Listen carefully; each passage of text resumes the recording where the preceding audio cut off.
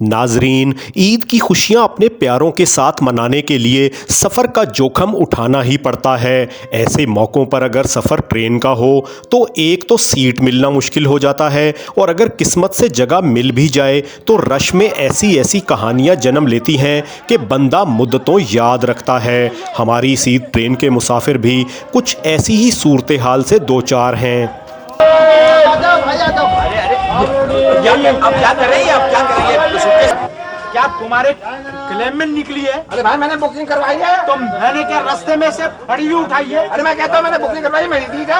यार मेरे मुंह मत लगना। चलो कहाँ चलो? टीटी से। नहीं मैं क्यों जाने लगा? टीटी तो मैंने से। बुकिंग करवाई है टीटी से। नाजरीन, आप पाकिस्तान टेलीविज़न कराची मरकज़ से 1986 में नशर होने वाले लॉन्ग प्ले ईद ट्रेन की झलकियां मुलाहिजा फरमा रहे हैं। इस ड्रामे के मुसन्निफ मंजर इमाम थे और ये कासिम जलाली की पेशकश था। इस ड्रामे में लेजेंड अदाकार मोइन अख्तर ने चांद खान का दिलचस्प किरदार अदा किया था और उनके इस किरदार ने ईद ट्रेन के इस सफ़र को यादगार बना दिया था। गलतफहमी हो गई थी।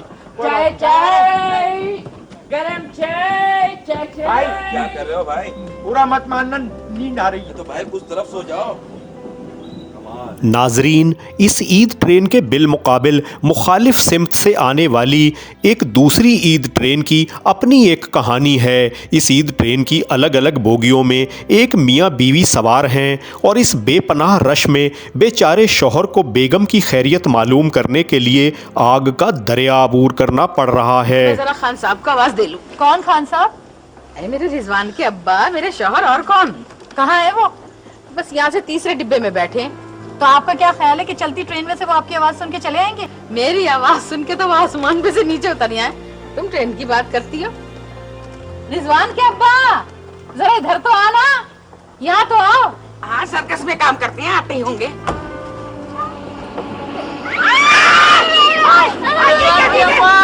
रिजवान के अम्मा।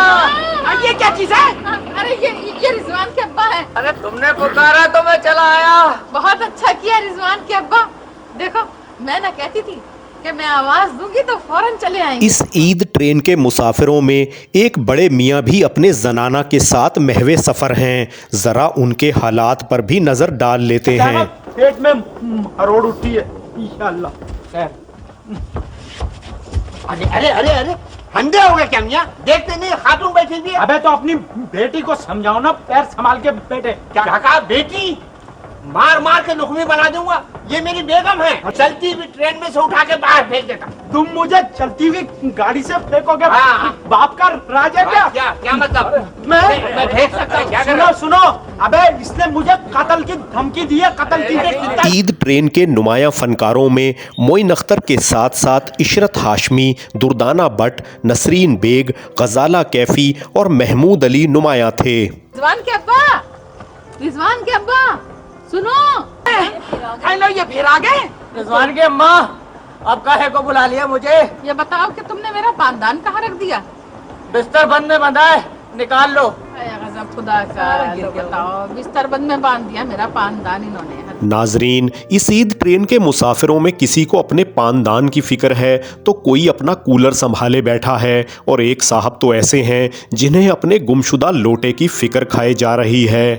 ए भाई, आप दोनों में से किसी ने मेरा लोटा तो नहीं देखा? अरे चुप हो जा। जहन्नम में क्या लोटा? ये बता कहाँ रखा था? रखा नहीं था, खिड़की में से किसी एक पैसेंजर को पकड़ने दिया था। अरे अच्छा होता कि तुम लोटे को सफर करने देते, खुद स्टेशन पे रह जाते। आपने तो नहीं देखा। क्या है? अब नहीं बोलेगा? बात कर ली ना। अरे बहाने बहाने से खड़े होके बातें करने के वास्ते आ जाता तू।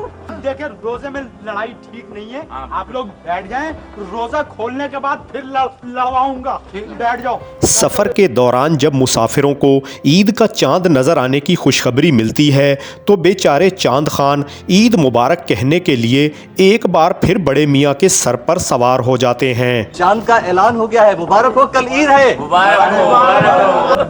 भाभी, आपको चांद मुबारक हो। तुम्हें भी मुबारक हो भैया। शुक्रिया। अरे मेरे को क्यों नहीं बोल रहा भाई? अरे तुमसे तो मेरी ऐसी ठनी हुई है, ऐसी। सफ़र के दौरान चांद खान ने मुसाफिरों पर अपनी बहादुरी की धाक बिठाने के लिए एक दिलचस्प किस्सा सुनाया। ये किस्सा तो सुनने के काबिल है ही, लेकिन इस किस्से का ड्राप सीन भी देखने से ताल्लुक़ रखता है। घर में एक चोर घुस आया, पिस्तौल उसके हाथ में था, पिस्तौल दिखाते ही कहने लगा हैंड्स अप।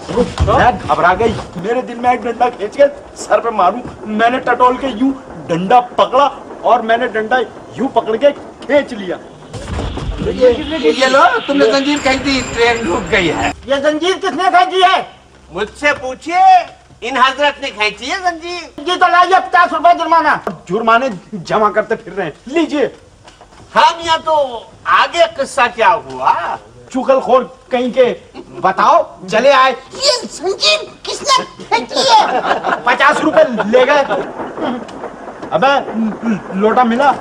नाजरीन, बेचारे चांद खान ने एक बार तो गलती से जंजीर खींचकर 50 रुपए जुर्माना भर दिया, लेकिन जनाब ने दूसरी बार दो बिछड़े हुओं को मिलाने के लिए जंजीर खींचने की नेकी की तो फिर क्या हालात पेश आए, चलते चलते ये दिलचस्प मंजर भी मुलाहिजा फरमाते जाएं। ये जो तस्वीर दिखाई थी ना, बिल्कुल वैसी है। खातून सामने वाली ट्रेन में बैठी है। भाभी भाभी वो देखे सामने वाली ट्रेन में, वो देखे, वो ताहिर भाई लग रहा है।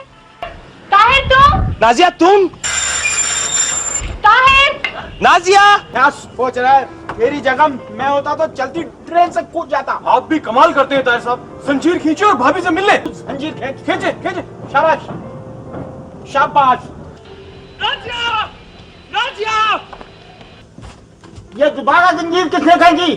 दोबारा भी मैंने खींची है। तो लाइए, निकालिए जुर्माना। ये पकड़िए। 50 नहीं, दोबारा जंजीर खींचने के 100 रुपए होते हैं। अरे पकड़ो इसको। मुझे तो वो 100 रुपए नहीं दे के गया। अरे मैंने नहीं खींची है जंजीर। नाजरीन, इस वीडियो की तैयारी के लिए पाकिस्तान टेलीविज़न के प्रोग्रामों से मदद ली गई है, जिसके लिए हम उनके तहे दिल से मशकूर हैं। उम्मीद है हमारी इस छोटी सी कोशिश से आपकी ईद की खुशियां दोबाला हो गई होंगी। आप हमारे चैनल पर ट्रैवल और वाइल्ड लाइफ के साथ साथ पीटीवी के सुनहरे दौर से मुतल्लिक दीगर वीडियोस भी मुलाहिजा फरमा सकते हैं। आपसे दरख्वास्त है कि हमारे चैनल को सब्सक्राइब कर लें और इस वीडियो को लाइक करना और अपना कीमती तबसरा करना ना भूलें। अपना ख्याल रखें। आपका बहुत शुक्रिया।